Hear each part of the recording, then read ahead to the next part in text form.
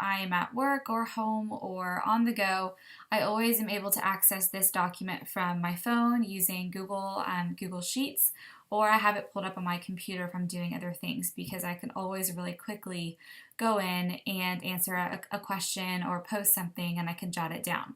So as you see on the top, you've got projects and you've got priorities. Projects are usually, I kind of use both of these categories together if I've got a long list of things to do, as you see here, and then I go, I'll highlight them, and I will go and I'll cross it out for the day, because that kind of makes me feel accomplished and helps me to keep in my head what I've done so far. But projects are usually like bigger things that are going to take a little bit longer. Like over here, I have a blog that's in the process, so that's something that's a bigger project. Creating Woohoo forms for when my challengers sign up, or my coaches. I've got some evites to put out, things like that. Those are more projects, bigger things.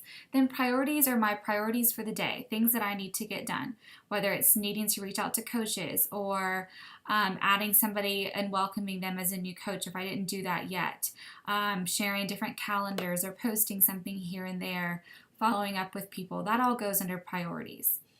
Then we head down to friend. Now, friends. So this is telling you that three times a day you need to, or let's see, 3 people a day, I should say, you are trying to add new friends. Now, all of these people, some of them are ladies who are from my Fit page, that I see them like something and I see them comment and I'll add them as a friend. Some of them are people who have reached out to me and asked to be my friend, and they maybe have friends in common and are now wanting to follow me. Sometimes they're mutual friends that I go and I find, or sometimes they're people from different groups that I'm in. You won't always have these all filled in. You see that Tuesday I don't have a spot for this person right here, for this third person that I was supposed to friend. So it'll kind of vary, and if you're heavily using Instagram as well, you'll also see that you can get some followers from here too. You can lead them over to your page, or to your Fit page, or to your profile, and add them as a friend there, because it's kind of nice for them to be able to connect over Facebook and not just Instagram. Instagram, it's really easy to miss a lot of things. Then we head down to messaging new people and adding value. Now, these can be something really simple. Something as easy as commenting on their pictures, commenting on a post that they make, liking their pictures, and then maybe sending them a personal message. But it does not have to be anything about fitness or about Beachbody. Actually, it shouldn't be, really. You should be messaging them and just talking about their life. You're trying to recreate that relationship with them. So, for example, one girl had a post about Trader Joe's over here, and so I made a comment about that on her post and said how much I love Trader Joe's, and then she actually ended up reaching out to me and asking, hey, what do you normally get when you go there? Or, things like that. So that is messaging new people and adding value. And not all the time, it's not always a brand new person. Sometimes they're people who I have talked to before, and I'm seeing their post still. They're not a client of mine, they're not a challenger of mine, and so I'm going to continue kind of investing in them and liking their post and liking the things that they have to say. And a lot of times you'll kind of find that if it's someone you haven't talked to in a little while, but you have maybe mentioned something about programs with them a while back, you comment on their picture, and a lot of times they'll reach out through a personal message and say, hey, I meant to get back to you about such and such, and I'm still interested, and life just got crazy. Things like that. You can see that this is kind of my weak point, my messaging new people and adding value. And so that's where it helps a lot to go to your groups. Like we talked about going to Facebook and going over to where you can go to friends.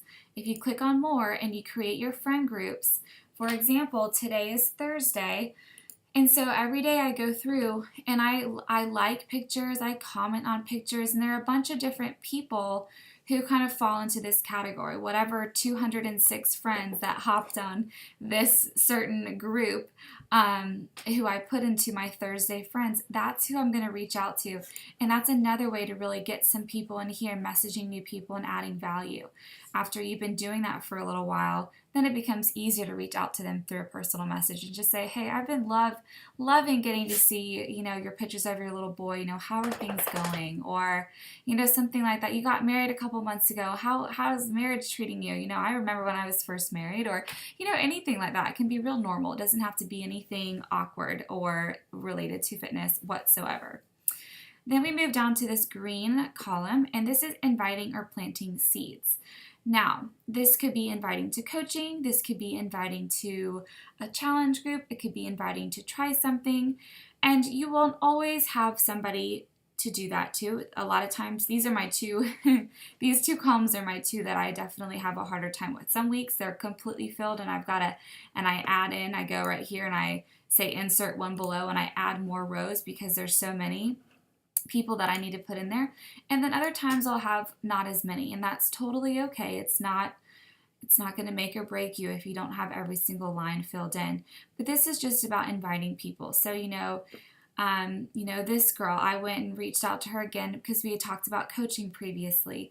When I am hosting a challenge group, I mention all the different people that I've invested in and that I've invited to that, whether it's personally or followed up with them about their interest.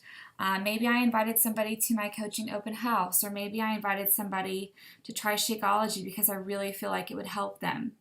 Whatever it may be, that's your planting seeds. That's inviting and planting seeds.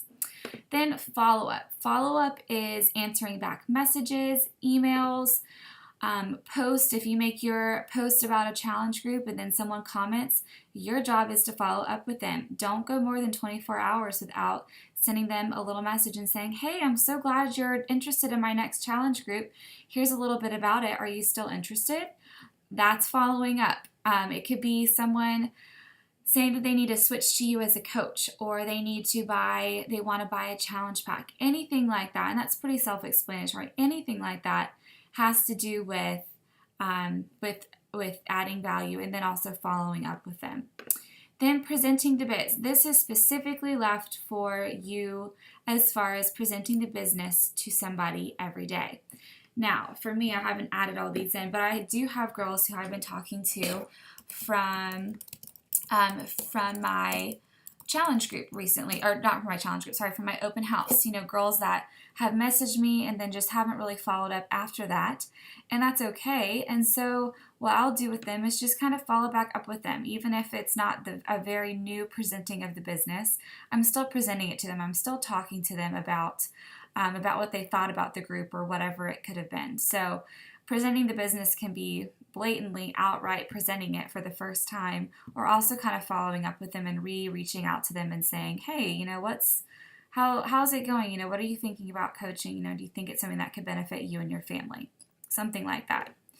Post. I have made mine to 4 columns instead of 3. Normally I have more than just 3, but posts are what you post on your social media outlets. You should be posting on everything, on your personal page, on your Fit page if you have one, and on Instagram. If you have a Fit page and you're using that more than your personal page for posting anything fitness related, you need to stop. You need to also post on your personal page. The reason why is you think about your Fit page was created most recently.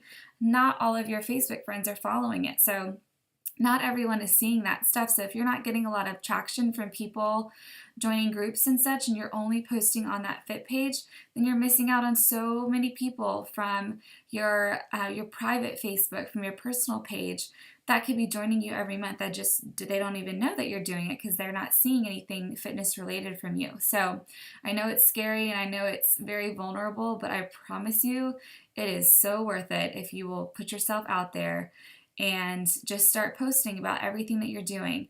Whether it's, you see some of my posts, usually my first one is something about a motivation post with some kind of picture I take and I make it my own, or it has to do with breakfast, sometimes Shakeology, sometimes something else that's healthy.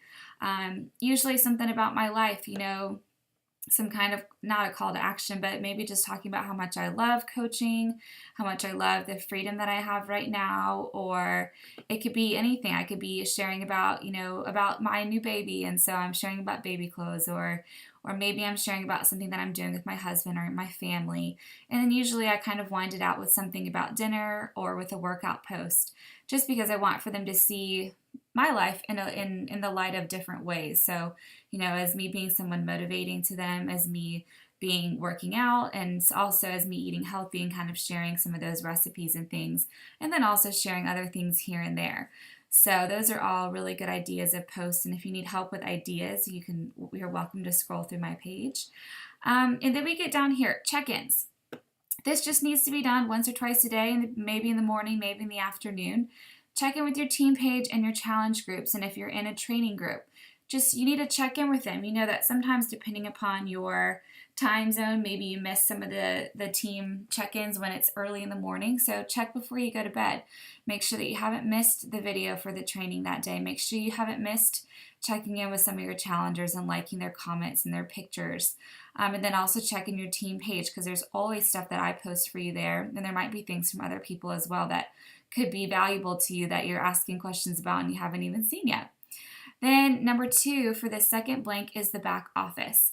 Do not go a day without checking your back office. That is where you'll see new customers that hop in there. If you're getting free leads, you'll see people who have maybe bought under you. You'll see if your coaches, once you have them under you, if they're progressing, you can check their Success Club points, you can check your own. So everything is in your back office, and there's also so many other resources, so make sure that you're not missing out on that either.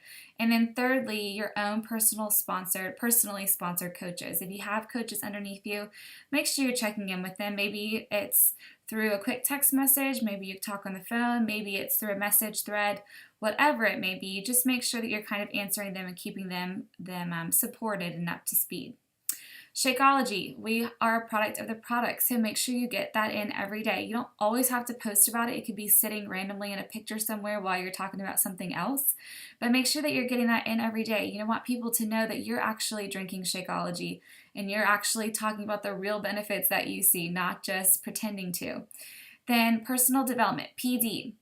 That is videos or reading or training videos or anything, or old national wake-up calls, anything that has to do with personally developing your mind and your soul and your spirit and your business. So going back onto YouTube and typing in a bunch of random videos, watching a couple short ones, that counts. Listening to a book in the car, that counts. Reading a chapter of a book, or listening to the training that you missed the couple days beforehand. Those are all really good personal development things to do. If you are skipping this part, I promise you, you are starting to feel it probably already. You need to get this in. It could literally be 5 to 10 minutes a day if that's all that you have right now. But it will make such a difference to kind of know that you're learning about not only how to progress your business in the best way, but also just how to believe in yourself, how to be confident when you hear no, and how to just keep going and being a better person and a better woman and a better coach. And in turn, your business is going to better no matter what. So that's highly, highly important. Workout. Make sure you're getting your workout in. Put down what you've done for your workout for the day. And then lastly is the national wake-up call or the team video. And that is where if you have a team video that someone posted, so if I ever post a video for you to watch or something like that, watch it. I'm not posting it just for the heck of it. I'm posting it because I think it can benefit you. And then the national wake-up call, if you miss it on Monday, if you can't be on it live, then make sure that you listen to it sometime on your way home or while you're showering or cooking dinner. And remember that if you use the podcast app, you can always fast forward through, sometimes through like 20 minutes of it because of all the, because of all the recognitions at the beginning. So hopefully that helps you a little bit to kind of understand more about the power of 3's and what goes into each thing. Remember that don't get discouraged if you're not filling in all the blanks. I still don't fill in all the blanks, but after months and months of doing this, it's getting a lot more filled in than it used to, which is awesome. So it's all about the progress, and you can always add in more columns if you need them, if you're having more friends every day or you're following up with more people and you need to add columns, which is what I've done. You make it what you want it to be and make it what's going to be useful for you, and just aim to fill in just 1 to 2 slots in each different column or each different row, I should say. every day, because no matter what, that's showing that you're progressing and that you're putting something into your business each day. So please reach out and let me know if you have questions, and if not, then get to work on your power of threes and let me know how I can help support you in some of the spots where you have blanks.